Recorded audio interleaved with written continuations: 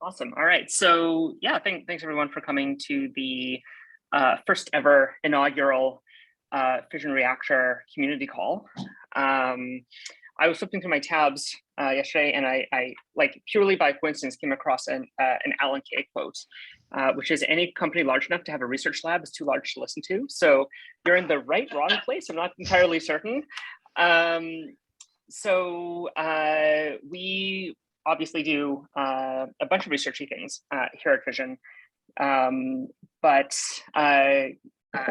as we grew, realized it would be actually really great for us to have a full-time researcher that's the entire role, and especially as we are moving into working on some database parts to really accelerate all of that. So we were lucky enough that Quinn was available to take on that role. So I know Quinn through the Elixir community, where she does a bunch of open source and lots of talks, and actually is giving a talk in Salt Lake City next week. And has essentially the right sort of background, VMs, distributed systems, all of this stuff, and a cryptography background that seemed like a really nice fit for the sorts of things that we were doing, and is yet another secret Canadian, as there are a few on this call, and is calling from Mountain View, but is, I think, still one of us. So has been working on this database that we're going to talk about, which is something we've been talking about at Fission for over a year, but has really accelerated the underlying theory, having the actual focus to do these things. A little bit before we dive in, and I hand it over to Quinn, a little bit about this series. So essentially the idea is we get a lot of inbound interest in what all the research is that we're doing. And so having a monthly call where we can just chat with people about what's on our minds, what we're up to, maybe demo things as that comes along, as we collaborate with others, maybe even have them present things, and just really just to start discussion, collaboration, and share both ways. Say what we're working on, get feedback, start tossing around some ideas. And with that, Quinn, please take it away. Yeah, thanks, Brooklyn. And thank you everyone for coming to the first session of the Fission Reactor community call. Today, I'm going to be talking a little bit about data log, some CRDTs, and in particular, the web native database that we're building. So hi again, I'm Quinn. I'm an applied researcher at Fission, and you can also find me on Twitter at WiltonQuinn, where I am often talking about the sorts of things we'll be discussing today. So feel free to reach out there if you want to learn more about anything we're doing or try to get involved somehow. Today, there's really three things on the agenda. First, I want to give a brief introduction to Fission's web native SDK for those of you who haven't seen it, to set the stage for Dialog, which is the edge database that we're building. And then the rest of the call is just going to be dedicated to an open discussion about the project and about anything that's interesting to you based on what I'm saying today. I also do want to stress that this first call is going to be kind of a whirlwind high-level tour through the ideas that we're thinking about. I'm not going to get too deep into any of them, and likely over the next couple of sessions, we'll be diving into more of the details.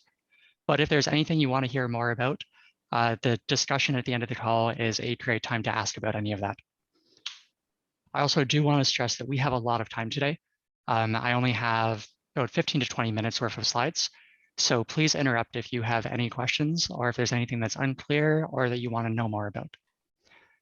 With that being said, what's web native? Web native is a TypeScript SDK that Fission has built for creating decentralized applications. Right now, it's targeting browser deployments, but the app Cypher recently joined our team, and he's working on a port of it to Rust with the goal of compiling that to WebAssembly so that it can run in more environments. Web native provides identity and authorization using Fission's decentralized auth token, UCAN, that provides trustless authorization in a JWT envelope. It also provides file storage through the web native file system in a manner that can kind of be thought of as like an open source iCloud. It does all of this using the browser web crypto APIs to give you end-to-end encryption using non-exportable keys. And it also provides cross-device syncing using IPFS as a substrate. There's something missing here though, and that's structured data. This is something people have been asking for almost a year at this point. And there's a number of places where it shows up. Right off the bat, structured data is helpful for modeling rich application state and relational data, like in the way we normally think about web applications. But it also shows up when you're building collaborative apps where you need to expose concurrent access to that data in a way that isn't going to cause work to just be lost if there's any conflicting rights. So why is this a hard problem? There's a lot of reasons, but I think it largely stems from the fact that local first databases need to embrace uncertainty. And there's 3 points that I want to touch on here. The first is that devices may be offline for months at a time. The set of devices that you're working with is unknown and unbounded, and the capabilities of those devices vary. These 3 factors together mean that a lot of the ways that we think about databases don't necessarily apply to a system like this.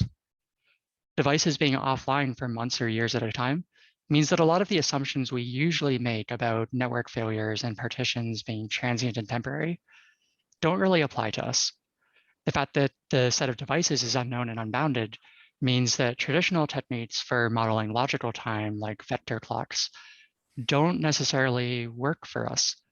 And that the devices we're working with are heterogeneous, mean that we can't make a lot of assumptions about the sorts of processing power and memory and such that are available to us.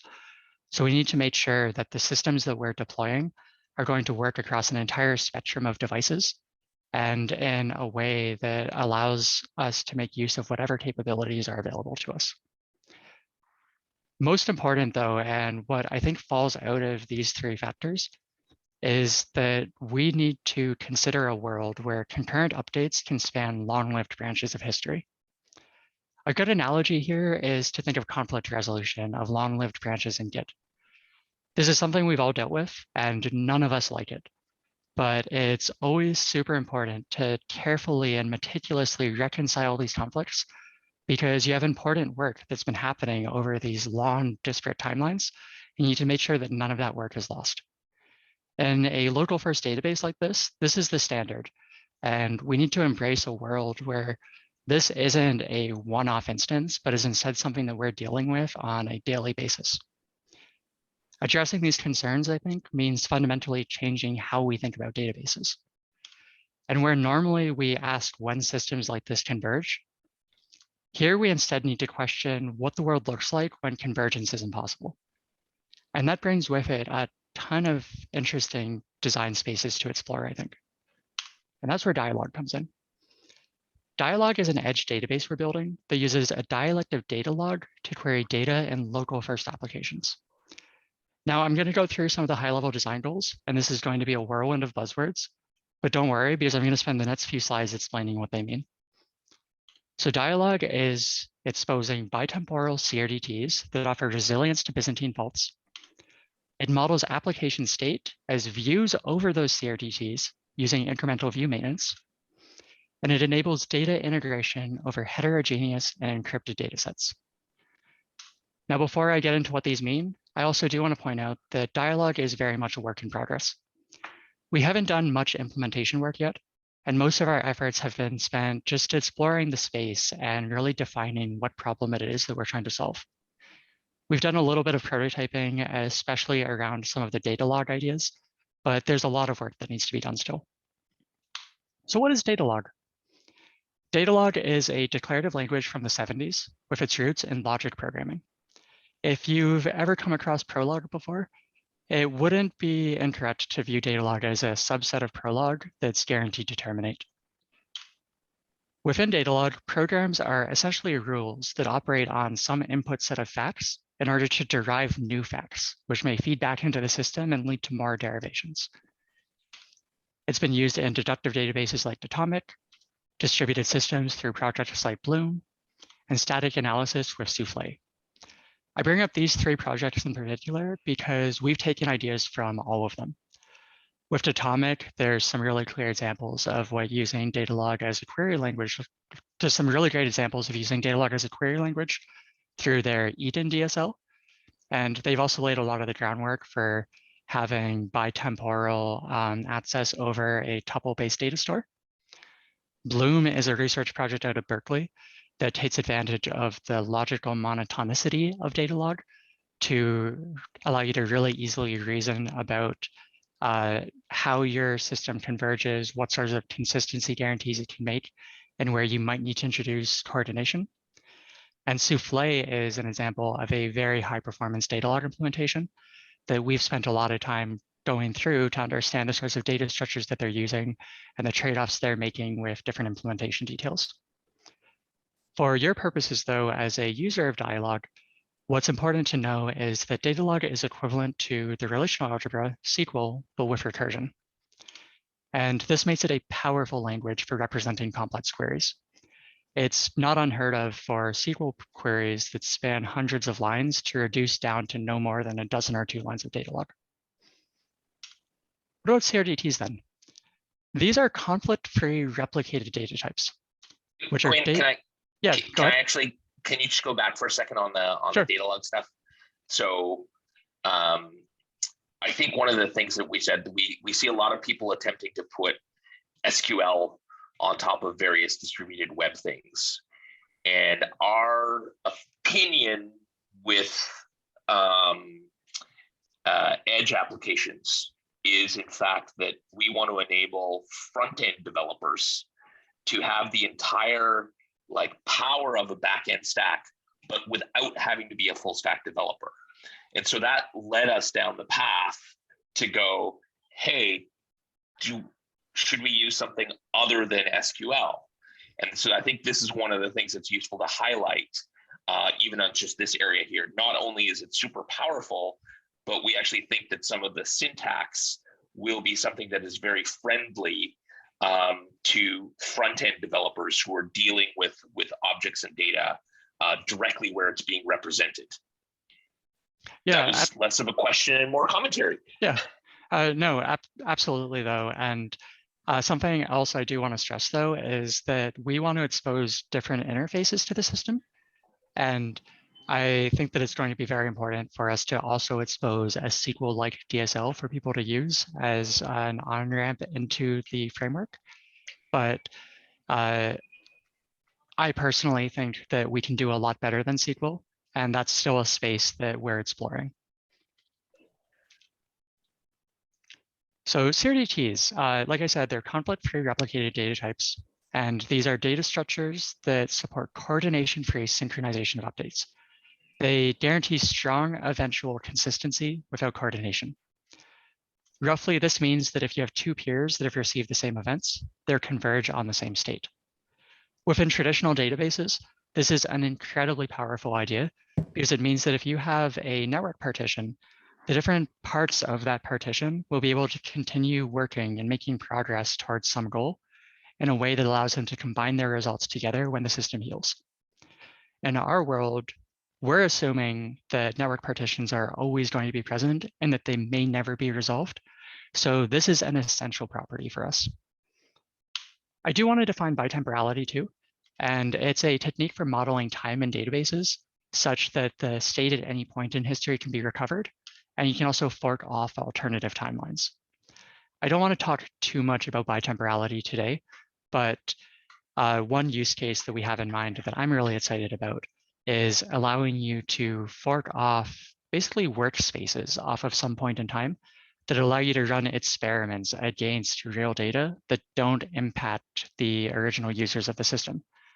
So that might mean seeing how an application works while doing some long-lived feature development and wanting to operate that against real data without impacting anyone. It might mean running an analytics query in an isolated snapshot of the data that you're dealing with. There's a lot of possibilities that I'm excited to explore. And if you're interested in this, there's a really great paper that just came out by Jeffrey Litt out of MIT CSAIL called Merge What You Can, Fork What You Can't. I'll be posting some links to some resources on the Fission blog in the next week or so, and that one will definitely be there. Sorry, Brooklyn, do you have a question? A question from the comments section from Eric is, does logical monotonicity break down when working in a distributed environment? Is some form of default reasoning needed to withdraw previously asserted facts? Yeah, that's a great question.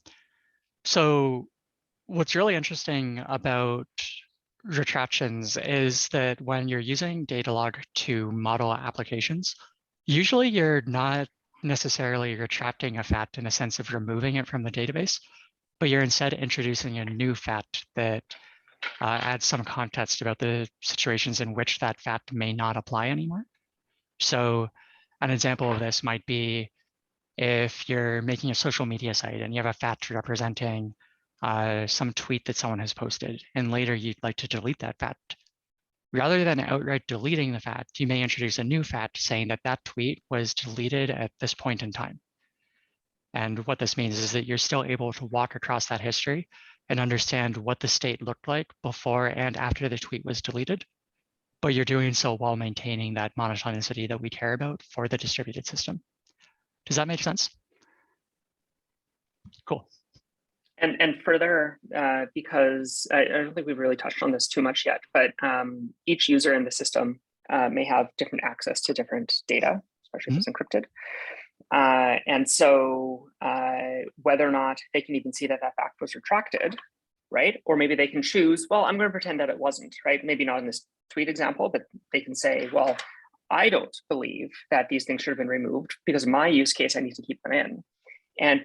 But we can still continue to make progress together on each other's data sets, even with that, because we're modeling things as being this accretion of new facts rather than as things that are mutable and can be added or removed. Yeah, exactly. And I touch on this a little bit later on, but one of the aspects of this system that I'm really excited to explore is this idea of every user having their own view of the world. And so if you consider social media, for example, or right now I know Twitter and Mastodon are a hot topic for discussion. You can imagine a world where there may be different services that provide moderation overlaid onto a social network. And so you might subscribe to a service that aligns with the values that you care about and overlay their moderation decisions on top of your social media feed in a way that gives you the experience that you're looking for, but without globally making decisions for everyone in the world.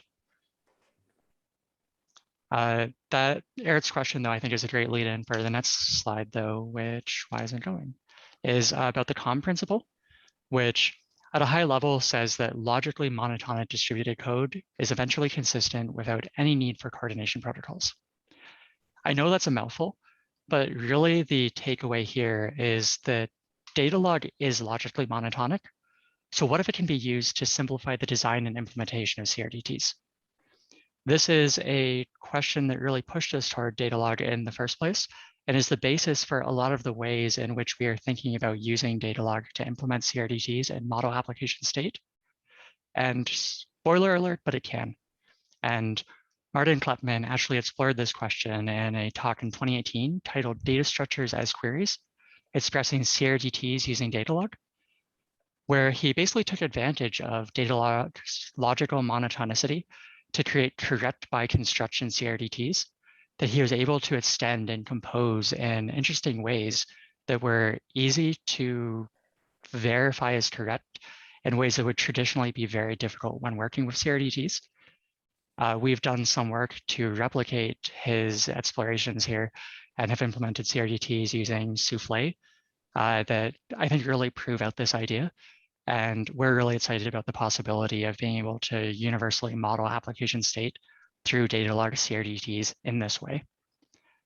There is a problem for our system though, and that's that we're building a trustless database, which means that our CRDTs need to converge in the presence of malicious nodes that may be sending invalid events.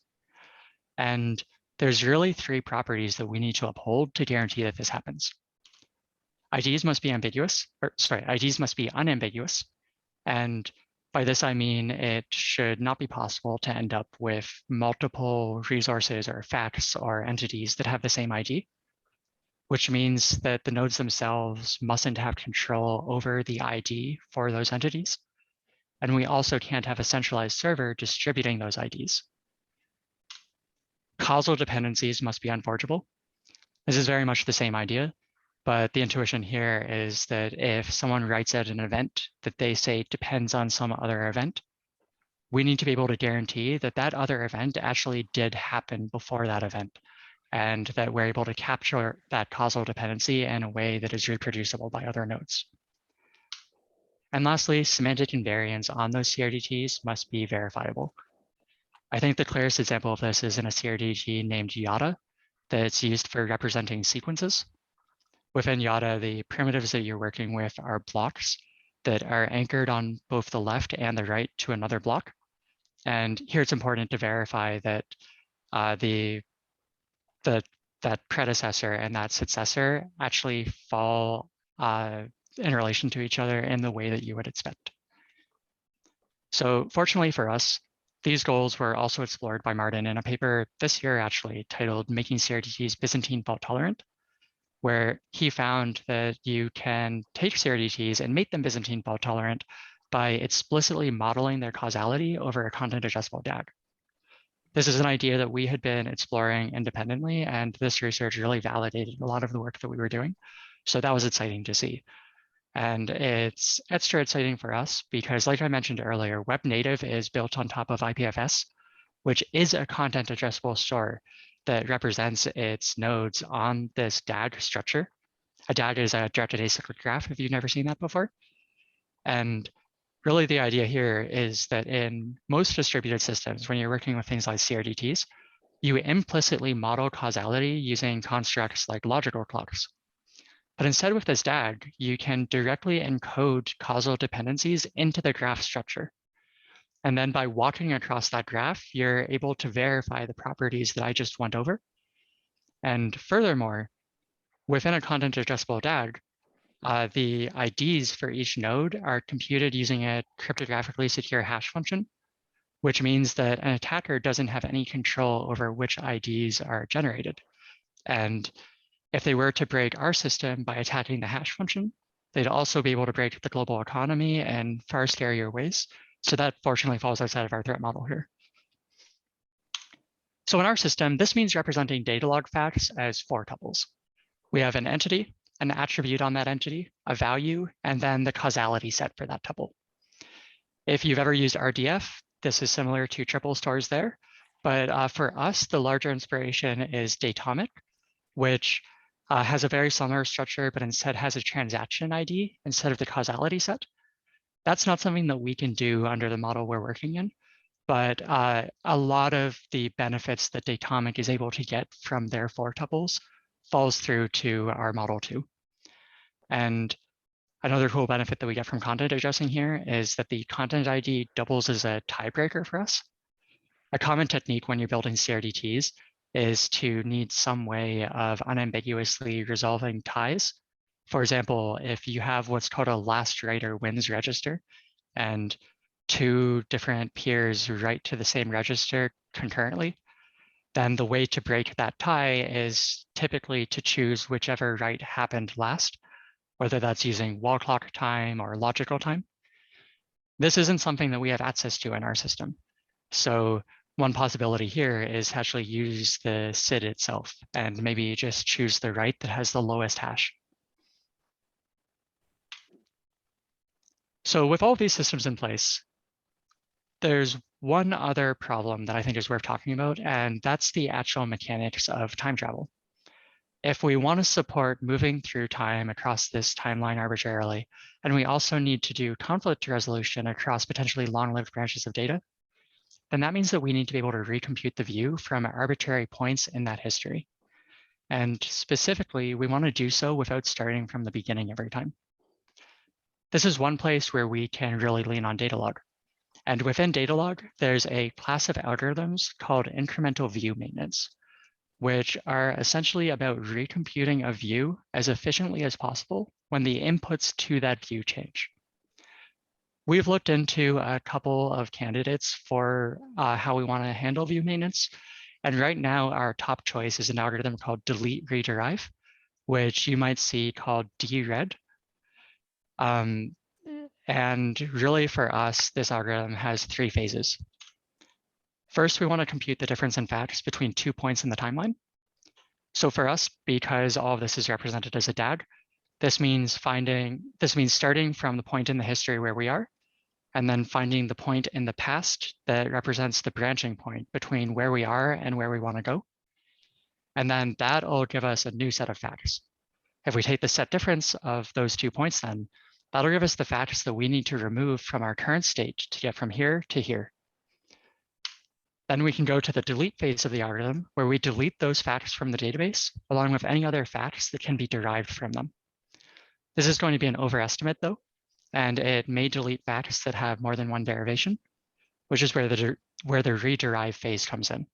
And we essentially run through the view again against only the rules that are relevant to what we've deleted, and we rederive anything that had an alternative derivation. Quinn, just going back a bit, Jury has a question, comment.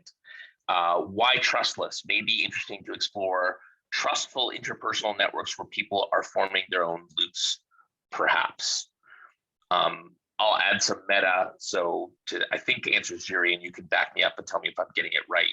So Jury, we're aiming for something that can act as an edge database, or in Quinn's terminology, a far edge database that goes all the way to a client and can be peer-to-peer. So it just basically means there isn't a trusted central server in here. It does mean that 2 friends can share a database together. It just means neither one is the more trusted peer. Did I roughly get that right, Quinn? Yeah, exactly. And one of the ways that I like to think about it is that a trustless database is the system that is making fewer assumptions. And that if trust is something you care about, that's something that you can layer on top of these building blocks, but it's much harder to go in the opposite direction.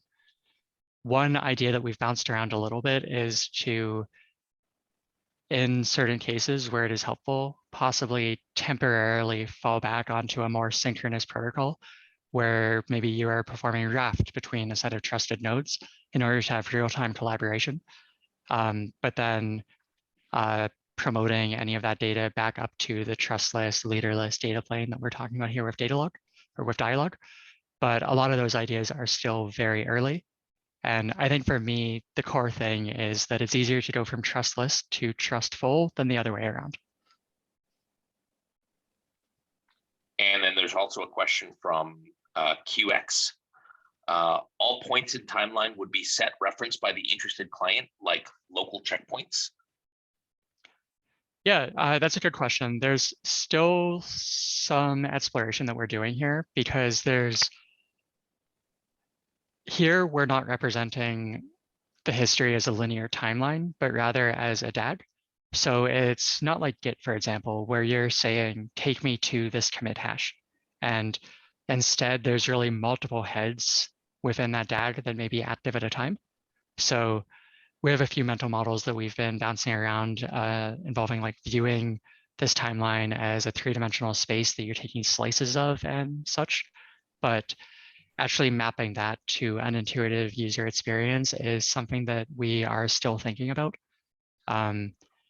And that's one of the things that I'm really interested in hearing other people's thoughts about how to communicate where you are within the timeline to users and so on. But we're still very early in exploring that area of things.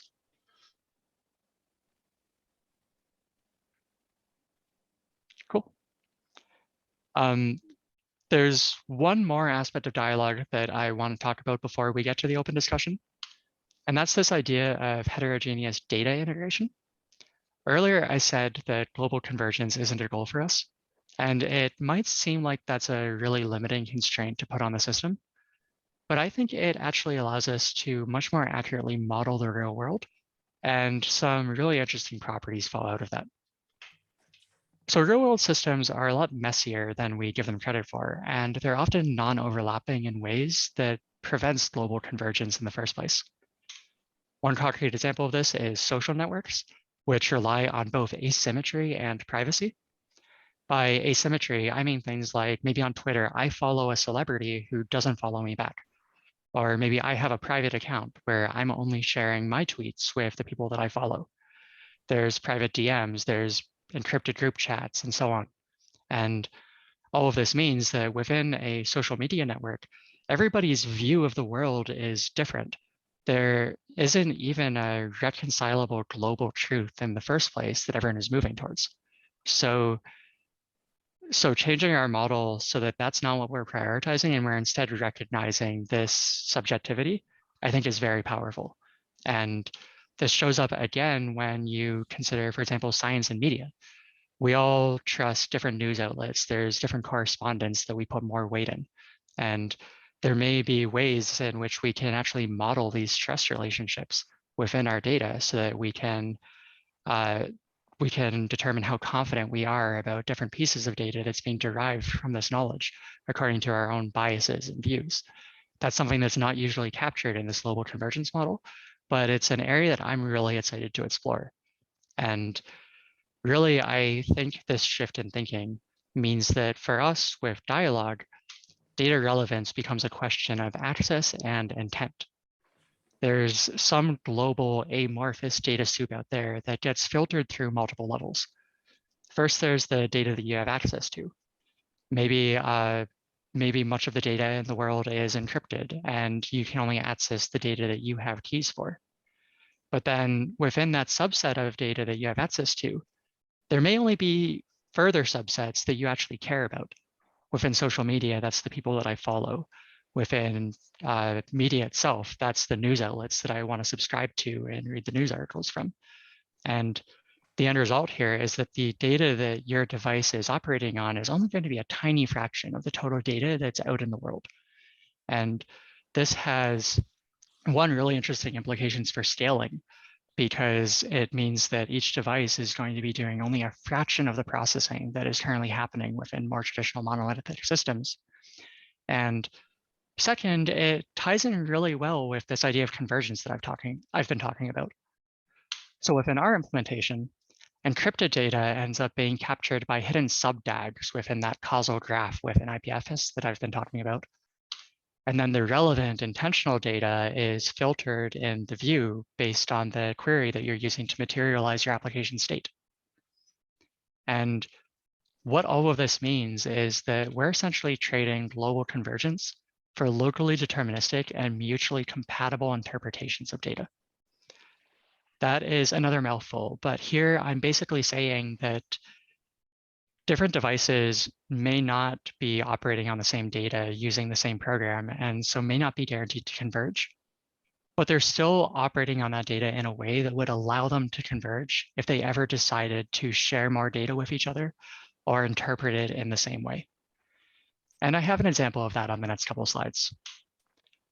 So here I've just drawn out a partially encrypted DAG where each node is encrypted using some key, and the color of a node gives the key that encrypts it.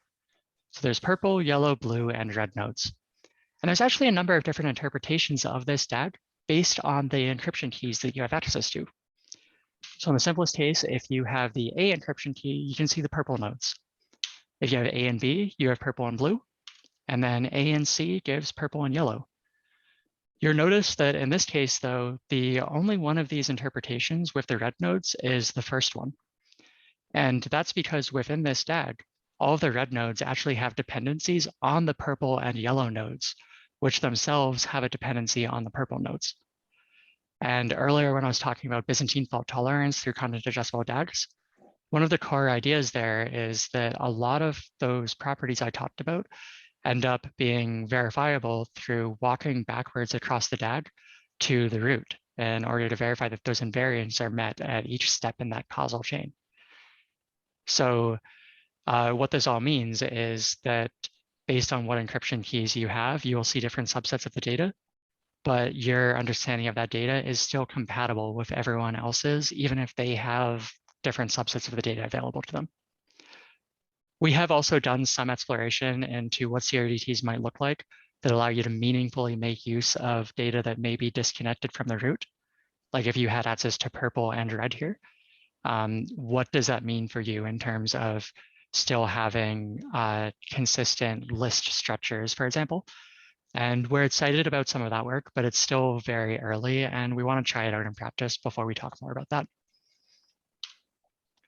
So what's next for us? Again, this is all super early. Haven't done much implementation. We've mostly been exploring the problem. But we have focused a lot on data log and CRDTs so far. And I have actually prototyped a data log engine to explore some of these implementation details.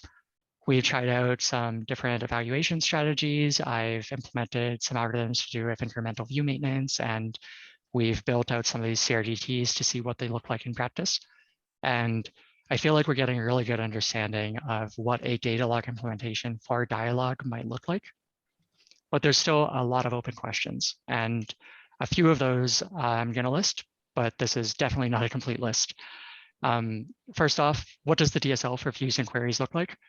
I've talked a little bit about data log, but I don't know that we want to be exposing data log to users directly, at least as the only interface. Solutions like Datomic have explored DSLs like Eden, which are very popular, and we have enjoyed our experiments with those. There's also ideas like Mini CanRAN that have an entirely different way of representing these sorts of relational and logical documents. So we want to do some exploration there. And just in the past couple of months, there's been kind of a surge in interest in data log. And one project that I'm really excited by is called Data Log UI. It's actually being presented at a conference tomorrow. So I recommend taking a look at that if you're interested in any of this stuff. I also still have some questions about how we want to handle provenance. By provenance, I mean keeping track of the information regarding how a fact was derived. Within data log itself, this is relatively easy. If a rule derives a fact, then the inputs to that rule give the provenance for that fact. But as we start building entire applications using dialogue, there's still some more questions to be answered here. Like if you have side effectful operations that insert new data into the database, how do we associate that with the input facts that led to that side effect being produced? I think that's a very important question we're going to need to answer to end up with really stable bitemporality and time travel. And there's still some uncertainty about how we want to do that. We're also really interested in whether we can produce indexes for the database that can be shared in a way that allows them to be verified. What I mean by this is there a way for us to take some local state within a device, package that up, possibly within some sort of Merkleized data structure, and then put that on IPFS for other nodes to use as a snapshot, maybe so that they can more quickly cold boot from a fresh start. And there's a lot of open questions about the UX, especially for time travel and forking. These are features that haven't made their way into many applications at all. And even software like Git, where they've been common for decades at this point, there are still ideas that people struggle with and that we haven't really found good solutions to in terms of providing a good UX for representing where you are within the history and how to navigate through it. So to bring it all together, Dialog is our approach to a local first database that prioritizes user agency, privacy, and interoperability. It eschews traditional ideas of convergence in favor of recognizing the inherent complexity of the world. And it does this by tying together data logs, CRDTs, and content addressable storage using IPFS. All of this is with the eventual goal of integrating it into the existing web native SDK. And right now, the plan is to do that by implementing it in Rust and compiling to WebAssembly so that it's applicable in other use cases too. With that, I think that this is probably a good point to open up the floor for open discussion.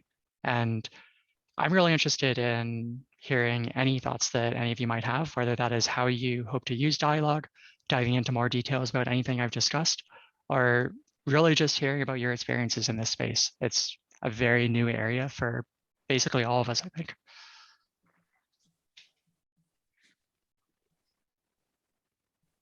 We do jazz hands for applause, which is the ASL symbol.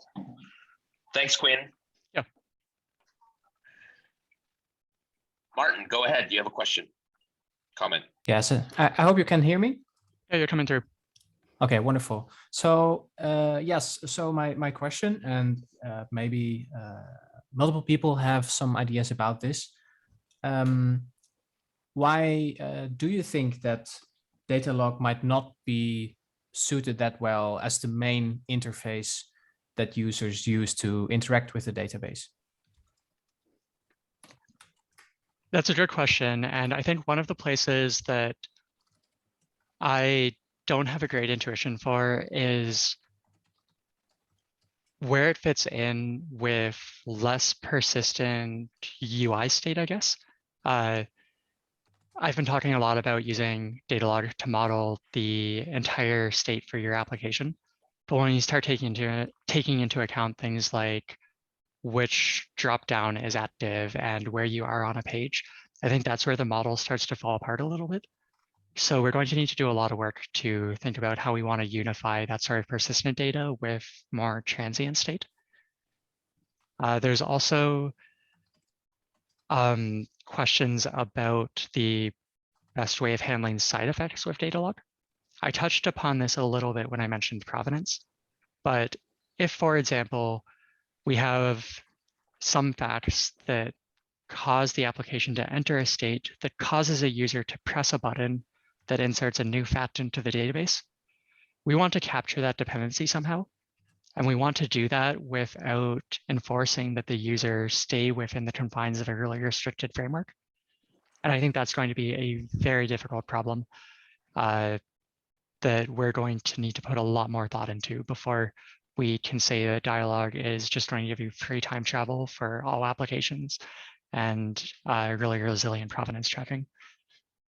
And I think in general, a lot of our goals here are that we envision current and highly popular front-end web frameworks being able to include the web native SDK as they do today with auth and basic file storage, and then Dialog, and use it, as Quinn has said, for both application state and a back-end data store. And so for those front-end developers,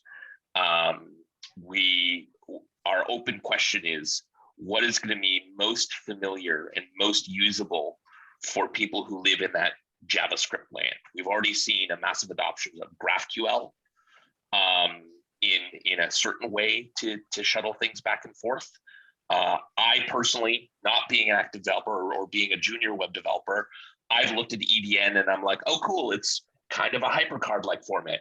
EDN, to me, intuitively, feels like something that front-end developers could adopt for that data query layer.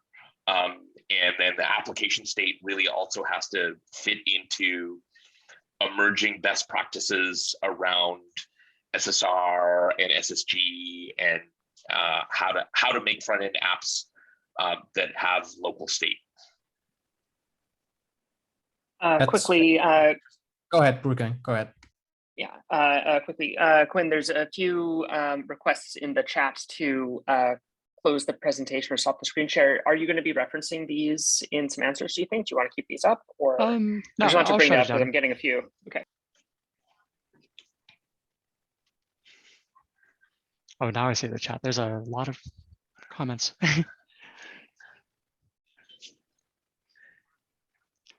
Aaron's next up with hands.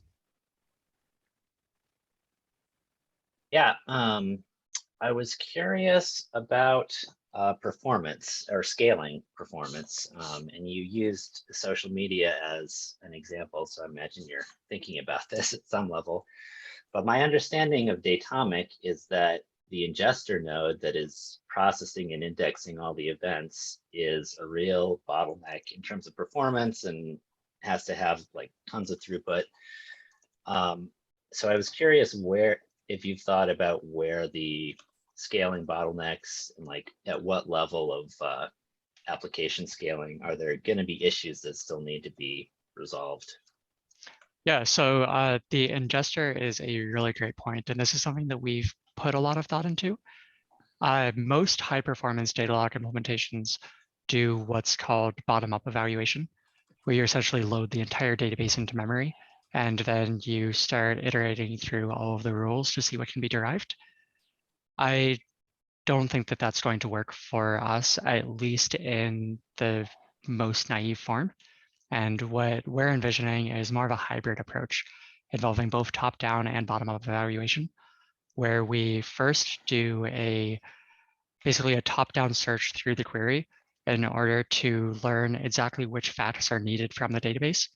So we can pull this heavily reduced set from IPFS or from IndexedDB, whatever, and then feed that into a bottom-up evaluation that's able to take advantage of all of those performance optimizations that things like Souffle are doing. And there's a lot more empirical testing that needs to happen here, obviously, but one of the intuitions for us is that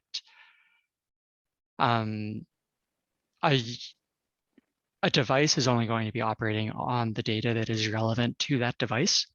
So it's going to be far less common, I think, for people to be running queries that span all of the users of an application or all of the media within some media library and so on.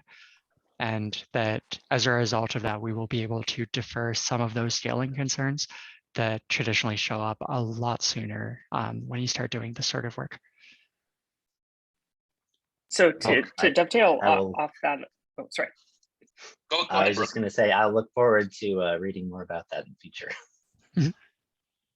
So maybe just to dovetail off that, especially when you're asking for the social media use case, so like how would you build Twitter with something like this? And the short version is, it was actually one of the original reasons why we started looking at doing, so we have a structured file system, right, that people can use today. We needed something that was more flexible and much more like highly concurrent with small bits of data so that we could support things like, how do you do a Twitter fire hose, right? So it's not just your friends and your friends of friends, but like we can get the whole thing.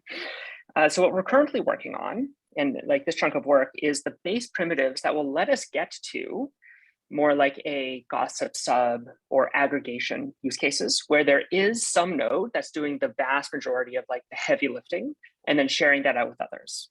So for public data, you'd say subscribe to an indexer that's going to then pull in and look at all these different sources and pull that in and index it and share those back out. For encrypted data, in the sort of short-term, medium-term version, then that'll have to be some sort of trusted processor, or maybe the local node can do some pre-processing of that to make it easier as other people see it. They can collaboratively do some processing. The 2050 science fiction version uses fancy cryptography, but we're not there yet, basically.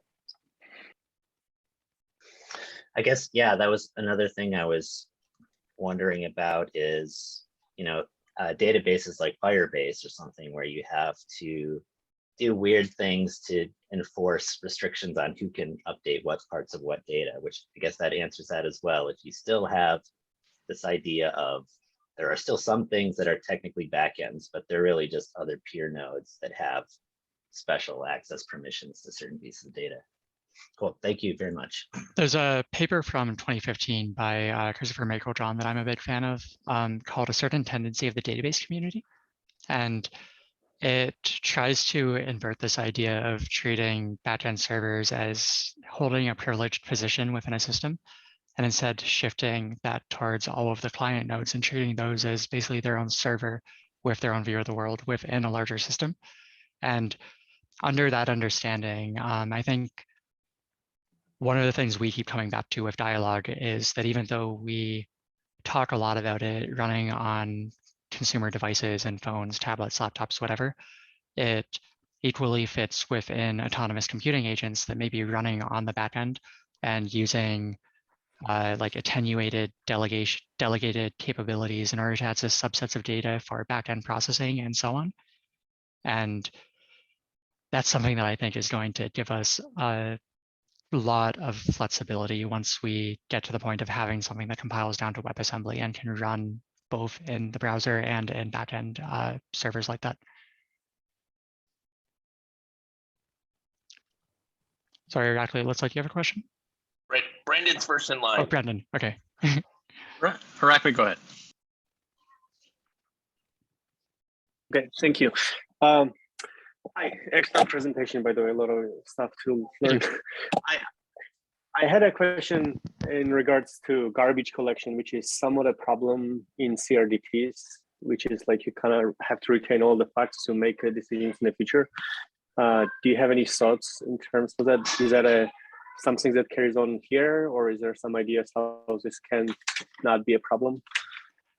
Yeah, that is definitely a real problem for us, largely because we don't have access to logical clocks like vector clocks that we can use to determine when we've achieved causal stability with that ever-changing set of devices accessing the network and long periods of inactivity. There's never really a point when we can guarantee that it's safe to delete data. And instead, the model that we are taking is that IPFS will store the entire causal history going forward, and that storage is going to grow cheaper and cheaper over time, but that local clients are going to keep the relevant subgraphs to their view that they will be able to refresh as needed by contacting IPFS. Possibly people will be setting up IPFS nodes that, I don't want to use the word pin, but essentially pin the total history for the views that they care about and so on.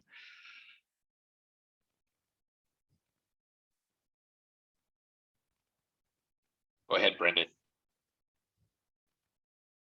Thank you. I knew Irakli, I really appreciate that you had your like minds. I was wondering the same question. And so now I get to ask my second question, which was, you've mentioned how a datomic entry, or sorry, a dialog entry will be a 4 tuple with the hash being the last thing. And my question surrounds the relationship between these entries and the block structure that you'd be considering on IPFS. Is it a 1-to-1 relationship, or are we envisioning something where you're packing multiple entries into an IPFS block type stuff, which is getting into index land? Just wondering what you were thinking there. Yeah, it's pretty far down the road, but yeah, that's something that we're still exploring, and I don't have a hard answer for you yet. Something that we've been finding as we explore a lot of the different CRDTs that we care about is that some of the performance issues that you run into in more traditional use cases with like real-time collaborative text editing, you can actually remedy by considering those CRDTs from more of like a transaction-oriented view, where rather than considering the insertion of specific characters, you're considering specific substrings branching off of different points within the graph, for example. And how that is going to map back to the underlying storage within IPFS, I'm not exactly sure yet, but that's something I would absolutely love your input on once we start getting there, because I know you've put a lot of work into problems like that with your work on query. Yeah, I think it's super interesting, and it just really intersects nicely with, you're already thinking about indexes and like, how do you share those indexes? And I think there's some connective tissue there. Maybe it doesn't totally line up, but I think it's a really exciting avenue of research to maybe break though, like maybe we're hashing stuff and not just naturally referring to that as a block. I think it's an exciting place to think. There's a lot of sort of like shower thoughts that we've had about the space, but we haven't dedicated a solid chunk of time to answering that question yet. One idea that we are excited about is, especially within the storage within IPFS, considering more like Merkleized data structures, like Merkleized like hitchhiker tree, for example, as an alternative to a B tree, which is how these sorts of things would normally be stored within a data log engine. And I think that that would give us a lot of benefits in IPFS in terms of sharing subsets of the indexes and the transactions that we're posting to the network. But all of this is very much an intuitive understanding at this point, and we need to sit down and put the actual work in there. Irakli, go ahead. I just wanted to comment on what Brendan asked earlier. We've been doing something similar, not quite CRDTs, but very similar CRDTs in IPFS, and also storing the whole thing in a not one-to-one mapping in with blocks. And a general idea is like, you can have CIDs in them. You don't have to create blocks for them, right? You can take parts and address them by CID as long as there's semantic knowledge of what are you addressing. It doesn't have to be one-to-one mapping. I'm happy to share some of the work and actually get feedback on that too. Yeah, I'd be really curious to see that.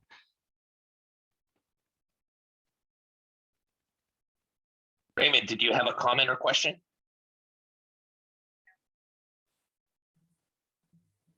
Oh, sorry. No.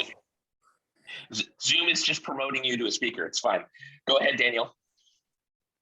I was actually wondering if you could talk about the causality field in the for tuple and where exactly that hash comes from. Is it the hash of the fact that it's on, or of some other fact that it has a dependency on? And what if it has a dependency on more than one fact? Yeah, so that is going to be the hashes of the dependencies for that fact. And this would be a lot clearer if you saw some of the work we've been doing about actually modeling CRDTs within Datalog. But what we've begun to realize is that when you encode CRDTs within a DAG like this, there's actually a couple different like CRDT species that fall out of it. You have CRDTs like a counter, for example, where incrementing the counter doesn't depend on previous increments and is each just kind of an atomic operation against the base entity. So you end up with this structure that's basically just a fan out graph of all of the different increments. But then when you consider something like RGA, which represents a sequence, there you're ending up with a much richer DAG with different branches for the different blocks that are being inserted into the sequence and so on. And so the number of dependencies that you're going to encode is really going to depend on the type of CRDT that you are dealing with. And there may be cases where there are multiple predecessors that are relevant here. This is something that Martin gets into a little bit with his Making CRDTs Byzantine fault tolerant paper. And there he dives into a lot of detail about how representing causality like this gives you a really effective way of guaranteeing eventual or reliable causal broadcast, where you can guarantee that every event is only going to be processed if you've received the predecessors for that event. And if you have not, then you can either defer processing of that event, or you can just throw it away and refetch it later when you have more of the graph. I'm getting the sense that I need to read that paper. It's come up a lot recently. It's a great one. It's the paper 2 months from now that we're covering in the distributed systems reading group. So Oh, sweet. Nice. Yeah, it's also fairly short. It's not a long read, and it's one of Martin's papers, so it's very like it's a very clear, easy read. So would recommend ++.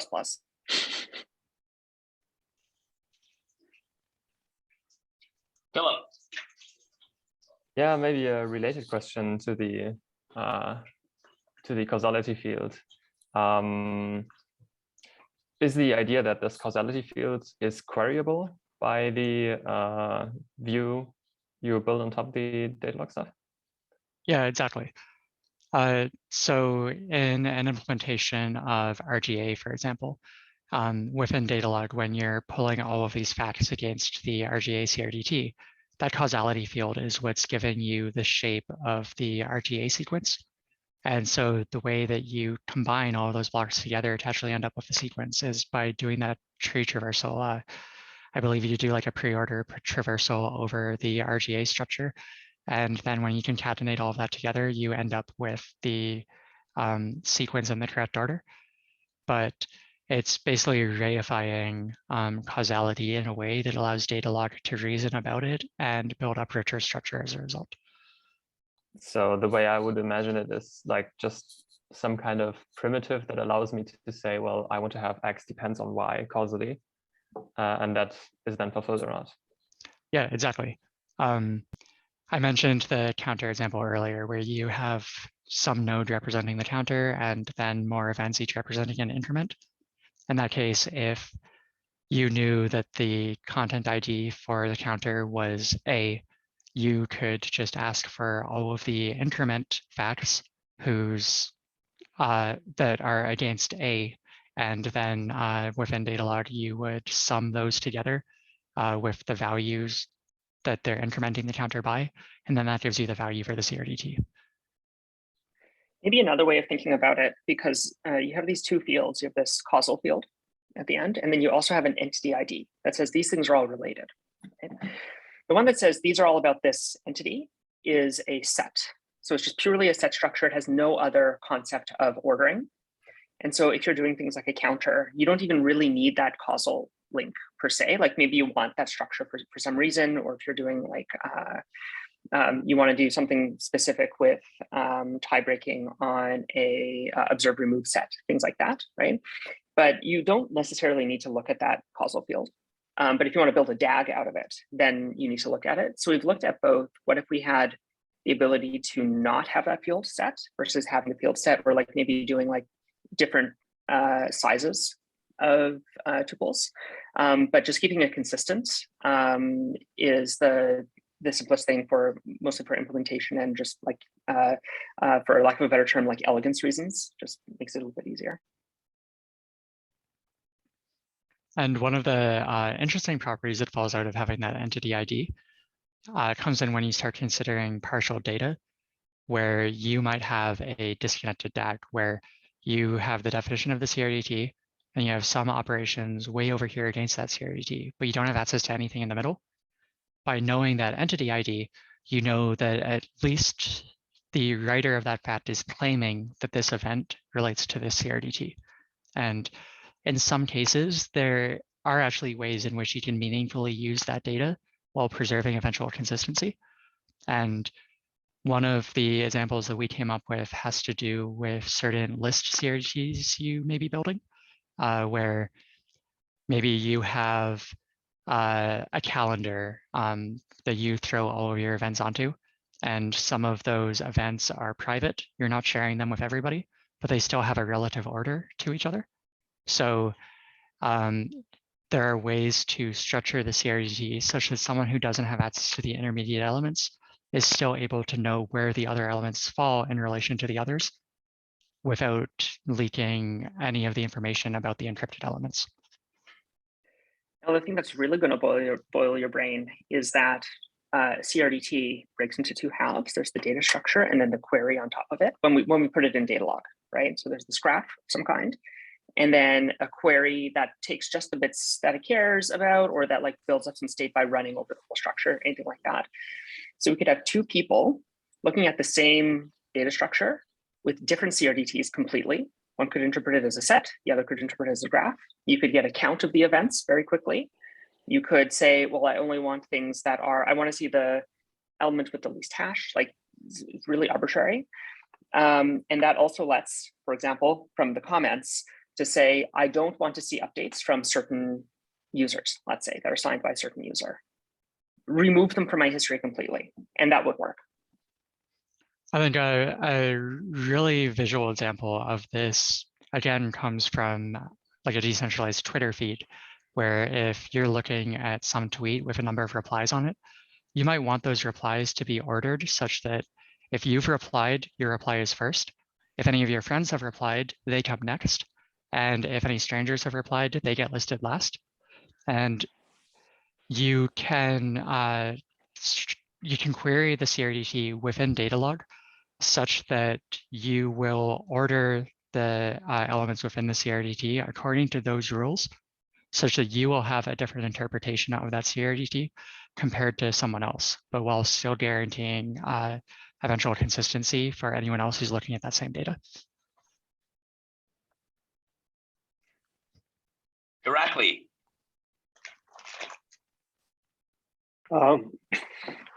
I have two questions, if I may. One is, so Martin Klapman seems to done a lot of interesting work and was on this path, but then ultimately end up switching to the different one with auto merge.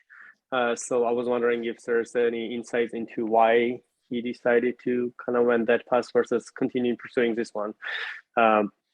And the second one was, and I think I kind of maybe getting a glimpse of how this might work, is one other issue with CRDTs that I kind of keep running into or observing is the schema of a data, or like type of a data, may not necessarily, like there's some invariants and you cannot encode in CRDTs.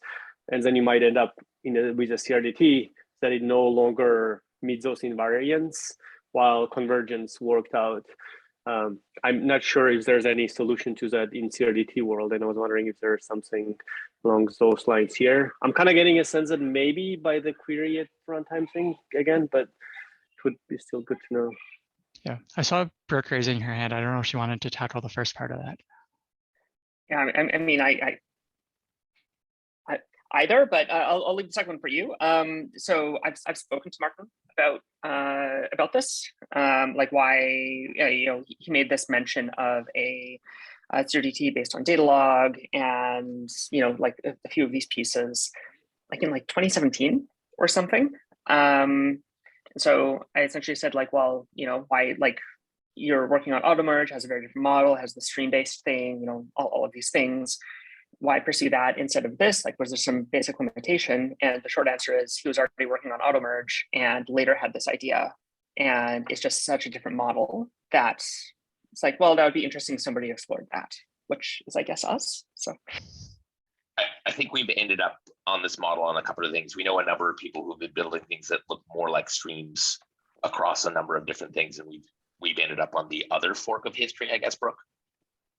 Yeah, so part of one of the core insights, I guess, that we had that put us on this path was streams are great, and that was the original design from like a while ago, but they don't sync quickly, right? So you can end up in auto merge or RGA or any of these things where you get an update and it's somewhere in your history, and you have to unwind your state, apply it, and then play over everything again.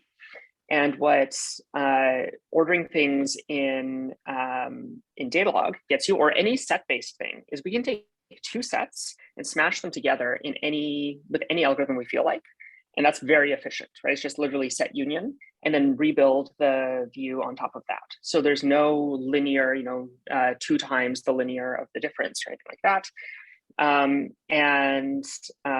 Sometimes that can also take you down different branches of logic, all these things. We just literally say, well, here's a static data structure, build my view against it, and can really optimize that, because there's been a bunch of work in the database world where making fast view builds and doing that over, the sort of data that you would have locally should, in scare quotes, should be relatively quick. Yes, we still want incremental view maintenance, which looks more linear, looks more like a stream, because as I'm typing in something like a Google Doc or collaborative text editor, I don't want to be rebuilding from the database the whole thing every time, right?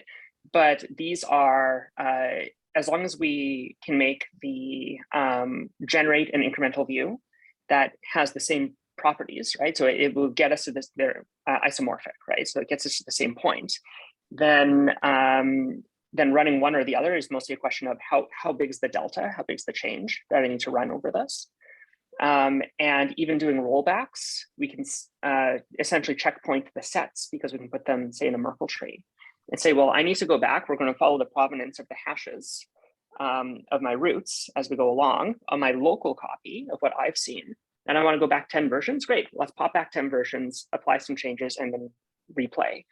And that becomes much, we think we can get some efficiency gains. That's the long answer on why.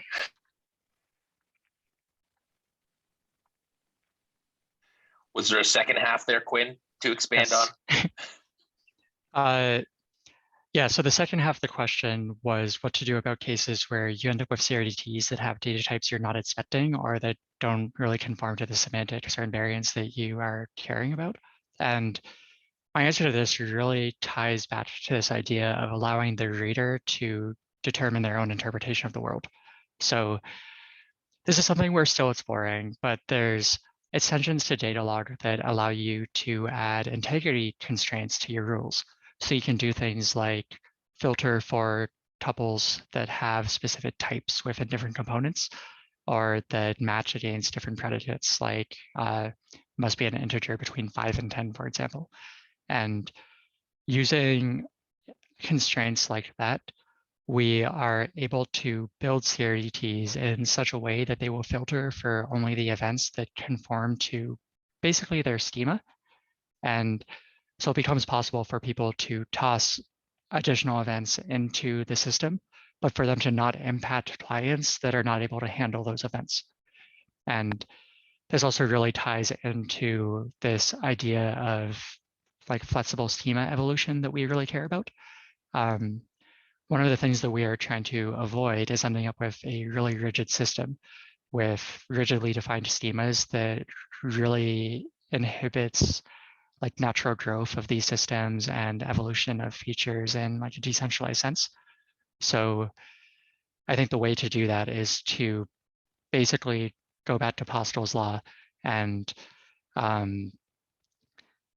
just be really flexible about what sorts of data we are allowed to handle and defer the rejection of that data to as late as possible without sacrificing the integrity of the system.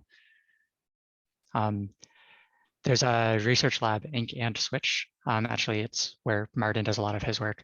And they have a very cool research project from a couple of years ago called Cambria that is about this idea of defining bidirectional lenses between schemas so that you can convert between data of different types or versions. And that is something that I think we haven't explored this in too much detail yet, but that is something that you should be able to implement really clearly in Datalog. And Datalog actually has a rich history of being used for that sort of integration of disparate systems with different schemas. And so I think that there's a lot of possibility here to support handling really diverse schemas in a way that gives you a lot of resilience in the face of quickly changing data.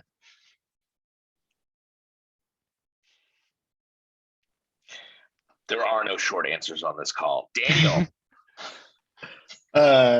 So that actually kind of addressed what I was going to ask, which was about schemas and how you're thinking of overlaying those on like this raw data store. And that's kind of motivated by the fact that a lot of frustrations that people have with, for instance, like decentralized social media and any sort of decentralized collaboration is having similar but different schemas or clients that interpret those schemas differently. And if one person's on one client has a post with a picture in it, another client, their like matching schema doesn't include the image, or their client doesn't know how to display that image, then they're getting a very different experience than what their friend intended. And so I like the flexibility of schemas and not having to adhere to something rigid, but it also does seem that you need some sort of structure there so that there's like some sense to what people are seeing. So I think a lot of this stuff comes from running systems, and this is the kind of stuff that we kind of haven't had before. All of the data is there, and users and their data is in this flat content address namespace of IPFS at the various layer. We're building various things on top of it to make it easier to work with, reason about, consume, fork your entire app state in different ways. But ultimately, the application and the networks it is trying to form is going to form clusters of good actors who keep up to date and can do stuff, and will themselves probably have running code and rough consensus around various things like, hey, this is the basic stuff that we want you to have to be compatible. If you want to do vendored stuff, here's a way to do it. And there will be a very geeky app that prepends or appends just a key value pair of all of the vendor extension stuff. So it's just viewable. Oh, that's an image, but it's an image thumbnail size 2 or something like that. And we know it's an image because we're going to have rich first-class types around things like an image. Ironically, we have to go back and yell at Lidl for what we're going to put into the Go IPFS gateway for doing better MIME type detection. I think Daniel has been bit by that in the past as well. Right. So I think there's some things in there where I'm coming at it from the very social layer, and we're ideally trying to do tools with both.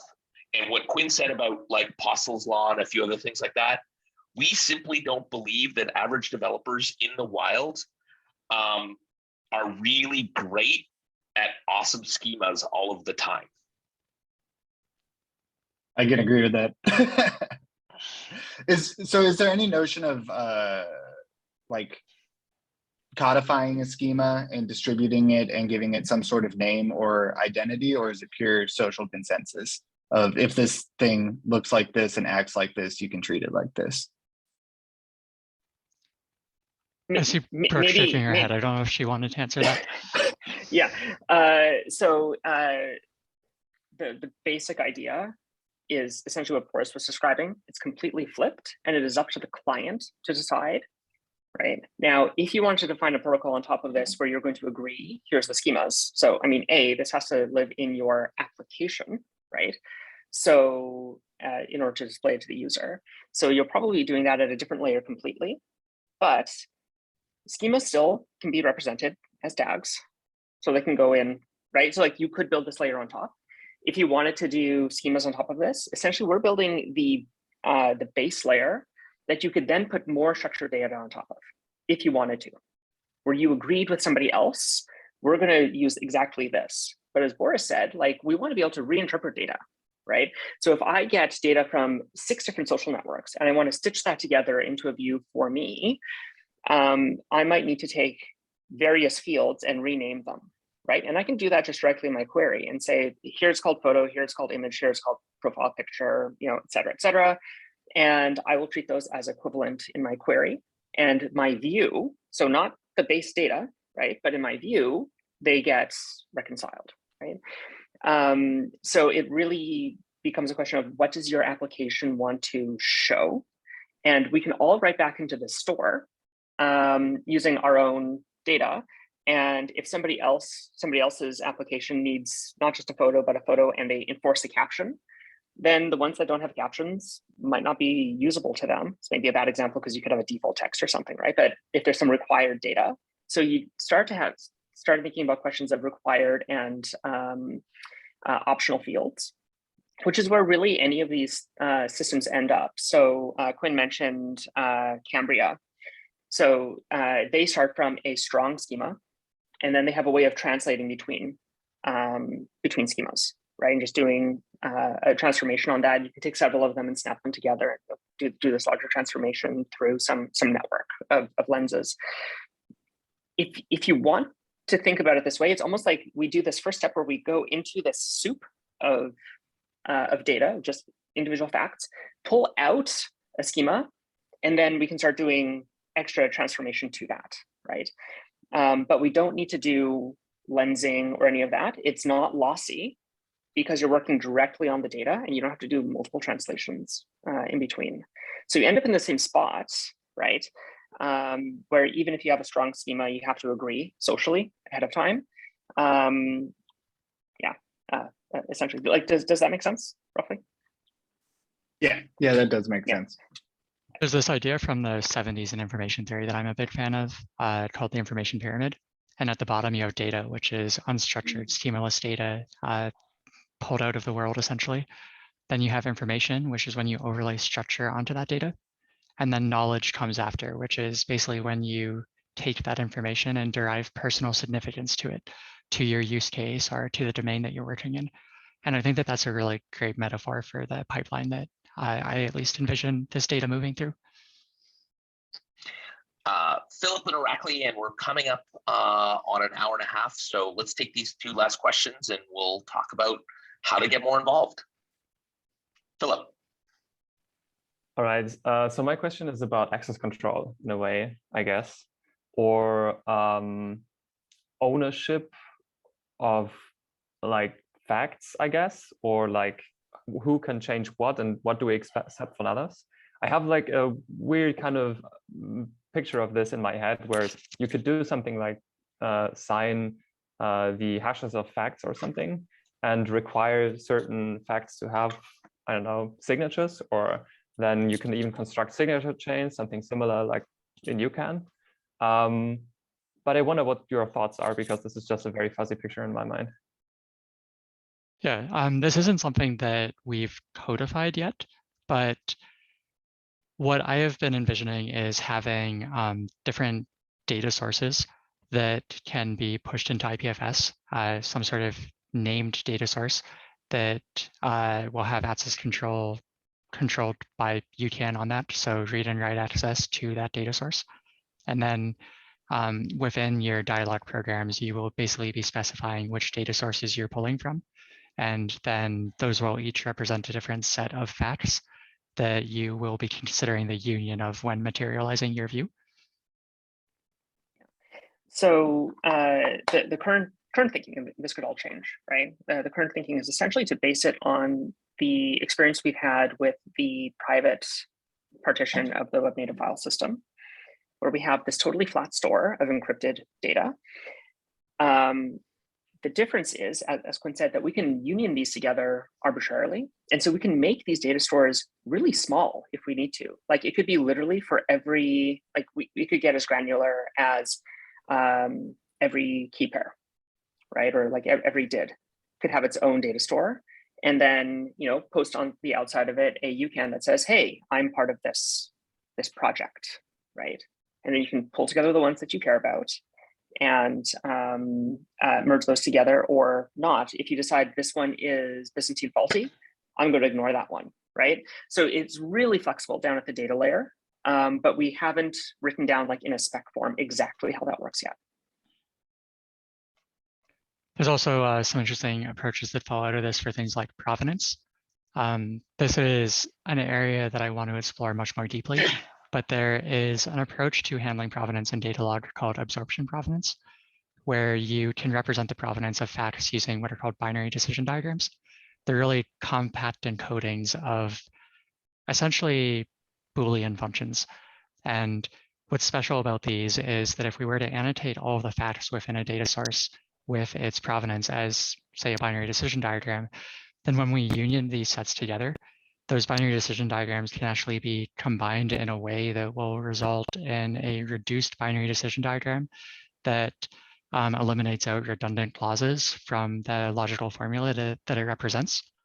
And so I think that's an avenue that I want to dig more deeply into to see whether that gives us a good way of combining different data sources together in a way that may make it possible to create reusable indexes, even in this world where every device is operating under different assumptions and different data sets.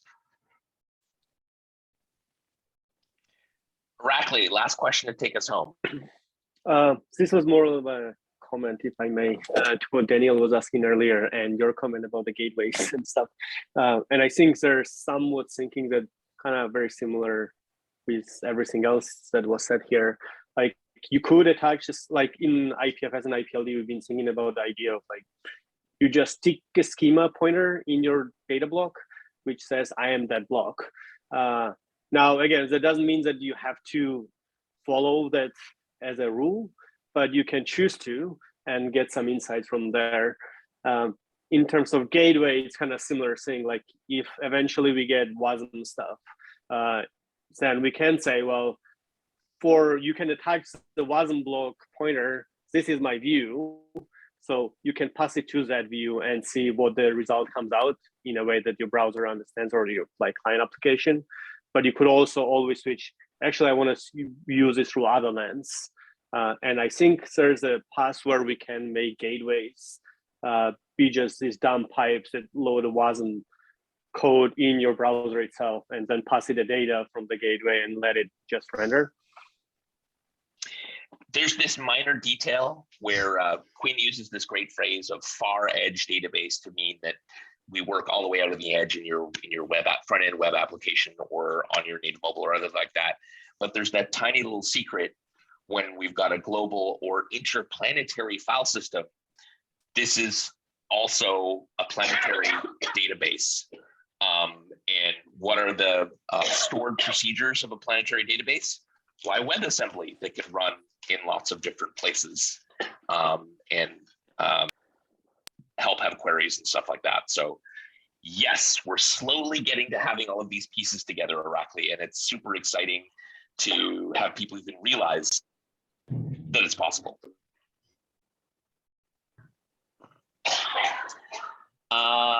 That is it. Quinn, thank you so much for that presentation. I think I just want to reiterate, this is very much, low-level research bits and pieces. This does fit into the web native stack. This is for front-end application developers to build structured data and power their applications in this front-end style. We will do a follow-up by email when we've got everything posted. It'll probably go up next week. Quinn will post her slides, and we'll have pointers to places in our forum and our Discord where you can follow along. We've talked a little bit generally about updates from Fission, where you can follow along with slightly smaller than 1 month updates. We've got lots of folks on the call who are working on various bits and pieces of things. This is all open source. We welcome people to follow along. We also are going to be kind of following a plan. So, get in touch if you'd like to get more heavily involved or want to use this in an application, because we'd also love to hear use cases, hard requirements, and other things like that. Brooke, Quinn, anything else to add? I guess just from me, I'm always interested in talking to people who want to use this sort of thing in their own code. And so even though we don't have anything ready yet, if this was exciting to you, please don't be afraid to reach out. You know where to find me on Twitter or Discord, and we can set up a call to talk more about your use case or how you might get involved.